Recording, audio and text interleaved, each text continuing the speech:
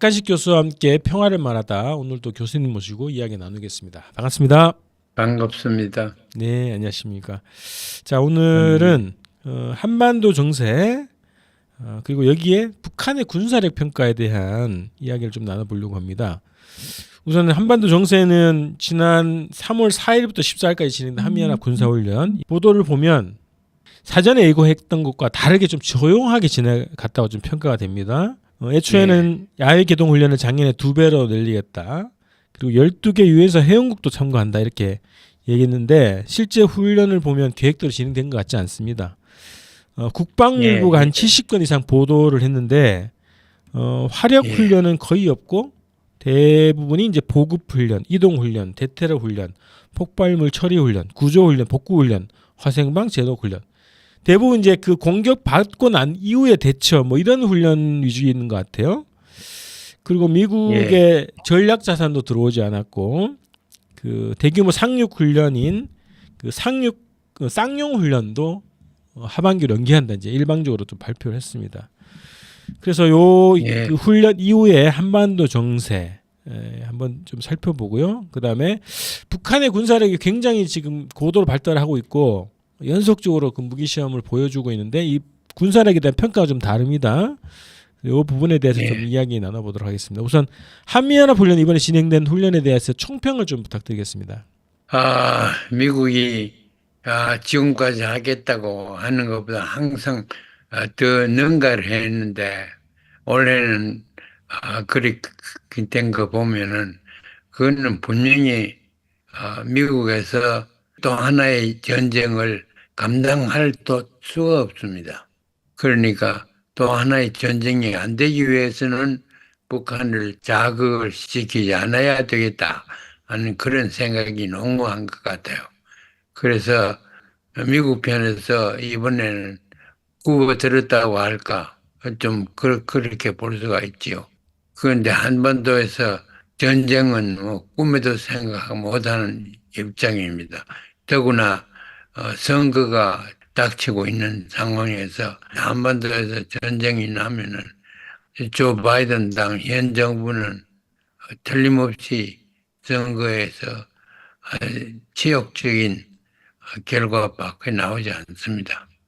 그래서 미국 국민도 그렇고 많은 사람들이 또 하나의 전쟁을 원하지 않는다 하는 것이 이번 합동군사 연습의 훈련에 아마 나타나지 않았나 그렇게 생각합니다. 그 한미 뭐 정상회담 또 한미일 정상회담을 통해서 그 핵 자산까지 투입할 수 있는 그런 협의체를 운영하겠다고 합의를 했고 또 이번 네. 군사훈련을 역대 최대 규모로 하겠다고 광고는 굉장히 많이 했는데 그러면 한국 정부 입장에서는 굉장히 실망했을 거란 말입니다. 전략 자산도 오지 않고 그걸 감수하고라도 미국은 어쨌든 긴장을 낮추기 위해서 예정된 훈련을 축소한 것이다 이렇게 평가할 수 있겠습니까? 그런데 한국에서도 축소한 게 만분다행이지 그대로 밀고 나갔다면은 전쟁 가능성이 더 많아졌지요. 그래서 전쟁은 안 되니까 한국도 어, 반영해야 된다고 생각합니다. 미국이 축소한 것은 북한을 과도하게 자극하지 않기 위해서 했다고 볼 수밖에 없습니다.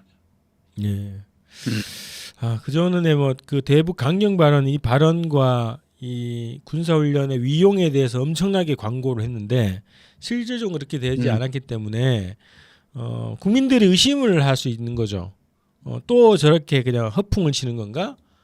그러면 이제 한미 동맹에 대한 의구심, 또 미국에 대한 의구심, 또 현 정부가 허세만 부린다 이런 평가를 받을 수 있을 것 같다는 거죠.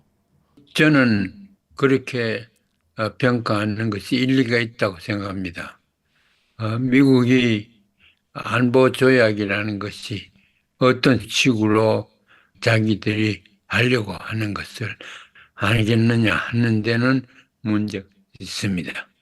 그 한국으로도 그러고 북한으로 봐도 미국을 봐서는 더구나 그렇고 축소시켜서 북한을 자극하지 않는 것이 극히 다행으로 생각해야 된다고 생각합니다. 알겠습니다. 그러면 일정하게 지금 또 다시 한반도 위기가 낮아졌다고 이제 평가를 할 수 있겠습니까? 그러나 한반도에서 전쟁이 일어날 촉매적인 역할을 하는 것이 여러 가지가 있습니다. 대만 문제도 미국으로서는 굉장히 중요한 문제고, 대만 문제에 따라서 한반도 어, 안보 상황, 평화 상황 직접 관계가 됩니다. 그래서 그런 것도 있고, 미국에 대해서는 어떻게 그 결과가 나오느냐 하는 것도 변수가 될 수 있을 거고, 여러 가지 변수가 있기 때문에 여기가 군사 훈련을 좀 기대보다 축소시켰다 하는 것 가지고 너무 낙관적으로 볼 수도 없습니다. 알겠습니다. 그 바로 이어서 지금 북한의 군사력에 대해서 평가가 좀 미국 내에서도 다르고 국내에서도 좀 다른데 이걸 좀 정확하게 좀 평가를 할 필요가 있어서 이 주제를 좀 다뤄보려고 합니다. 최근에 고체연료를 이용해서 급총속 미사일 발사 시험을 예, 했어요. 그래서 예, 북의 미사일 전략을 대부분 다 고체연료로 교체를 하고 그리고 조종 예, 미사일로 하고 핵미사일로 한다 이제 이렇게 딱 선포를 했더라고요. 그래서 예, 예, 며칠 전에 있었던 이 훈련을 굉장히 중요하게 아주 전략적인 사변이다 이렇게 평가할 정도로 그 홍보를 하고 있는데요. 근데 한미는 북한의 군사력에 대해서 매우 낮은 점수를 주고 있단 말이죠. 미사일 영향에 과대평가를 예, 했다. 그리고 이제 신원식 국방부 장관 같은 경우에는 북의 군사 정찰 위성이 떠 있지만 작동하지 않는다 이런 얘기까지 하고 그렇게 주장을 하는데 이런 북의 군사력에 대한 한미 당국의 또 한미 전문가들의 그 평가에 대해서 어떻게 보십니까? 군사 시설과 능력, 또 무기 등등에 대해서 가장 잘 알고 있는 것이 지금 러시아라고 볼 수가 있습니다. 러시아. 네. 이 러시아는 면밀하게 관찰을 하고 있으니까 러시아가 어떻게 보느냐 하는 것 신빙성이 있다고 저는 보는데 러시아가 최근에 와서 그 원조를 요청해 가지고 상당한 무기, 탄알 이런 걸 제공했지 않습니까? 상상도 못할 만큼 많은 양이 있던데 예, 그런 식으로 했다는 것은 곧 북한의 군사 무기나 군사력을 이 현실 그대로 평가하고 상당히 높은 수준으로 평가했다고 생각합니다. 푸틴 러시아 지도자가. 네. 그러면 이게 그 교수님이 보시기에 이제 북한의 군사력 수준 평가를 어떻게 하십니까? 저는 군사력 수준을 어디에 있다 쓰는 데 따라 달렸고 알 수가 없다. 안다는 것은 거짓말이고 알기가 어려운데 우리는 군사 장비나 준비가 더 높게 되어 있다고 해서 안보가 잘 되는 건 절대 아닙니다.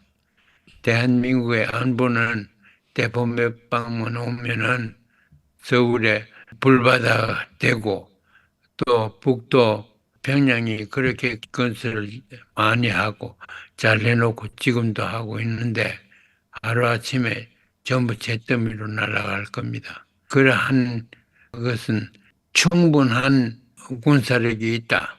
그걸로서 충분합니다. 충분한 군사력이 북에서 가지고 있다. 그 남이 더 많으냐, 미국이 뭐 어떻게 하느냐 하는 것은 자치로 그거는 붙고 나서 알게 되지 사전에 알 수가 없습니다. 그렇군요. 좋은 또 기준점, 평가 기준점을 주신 것 같습니다. 예, 지피지기면 100점 불태 이렇게 했는데 한미 당국이 지금 북의 군사력에 대해서 좀 부정확한 분석 혹은 그냥 추정, 북에 대한 편견 이런 거에 기준해서 북의 군사력을 평가하고 분석하고 홍보를 한단 말이죠. 그러면 그게 사실에 부합된 것도 아니고 또 전쟁을 압도적으로 이길 수 있는 그런 분석 틀도 아니라고 보는데 방금 예. 말씀하신 얘기가 좀 기준이 될 것 같습니다. 미국에서는 남쪽에서 북이 또 도발해봐라. 이제 북이라는 것은 나라가 없어진다. 그런 얘기를 자꾸 하는데 나라가 없어진다는 게 무슨 말인지 어떻게 되면 나라가 없어지는지 제가 볼 때는 학자로서 나라가 없어지는 그런 가능성은 어느 나라도 없습니다. 체제가 통치 기구가 마비되고 사람들이 죽어버리고 하는 건 있을 수 있지만은 국가가 소멸된다. 국가가 없어진다. 그런 말은 앞으로 안 했으면 좋겠어요. 어느 나라든 서로가 안 했으면 좋겠습니다. 자, 북의 군사력에 대해서 우리가 오늘 이제 다루려고 하는 거는 북의 군사력이 굉장하다 혹은 전략 미사일 핵무기를 가지고 있기 때문에 굉장하다 이런 얘기를 하는 게 아니라 지금 말씀하셨던 것처럼 충분하다.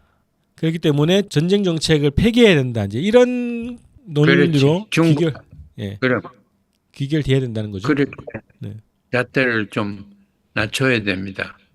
더 많게 가지려고 하는 게 아니고 충분하면은 충분합니다. 자, 북의 군사력은 전쟁을 대비하기에 충분하다. 그래서 한미 당국 그리고 모든 이 주변국들이 전쟁을 방지하거나 축소시키거나 없애기 위한 정책으로 방향을 잡아야 된다. 요 기결로 정리를 하는 게 좋겠습니다. 그럼 그건 더구나 대한민국에서 주장을 해야 됩니다.